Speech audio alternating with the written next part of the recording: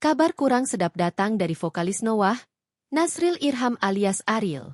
Dia akhirnya buka suara setelah sering mengenakan penyangga lutut ketika tampil di ruang publik. Hal ini diungkap Ariel melalui sebuah unggahan Instagram. Ariel mengungkapkan bahwa dirinya mengalami meniscus tear kompleks, robekan pada meniskus, bantalan berbentuk bulan sabit yang berada di antara tulang paha, femur, dan tulang kering, tibia, di bagian lutut. Ariel sendiri bersedia menjelaskan kondisi kesehatannya setelah banyak penggemar yang penasaran. Yang dari kemarin nanyain lutut kenapa.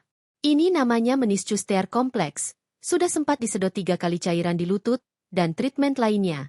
Tulis Ariel, dikutip dari Instagram pribadinya, Senin, 8 Desember 2025. Meski termasuk cedera serius, Ariel mengaku proses pemulihannya berjalan lancar. Kondisi lututnya, kata dokter, diperkirakan akan kembali normal dalam waktu dekat. Kata dokter, insya Allah sebulan lagi sudah normal lututnya. Lanjutnya, Ariel kemudian memberikan pesan penting bagi para penggemar yang aktif berolahraga. Ia mengakui bahwa cederanya dipicu karena kurang latihan penguatan otot sebelum berolahraga.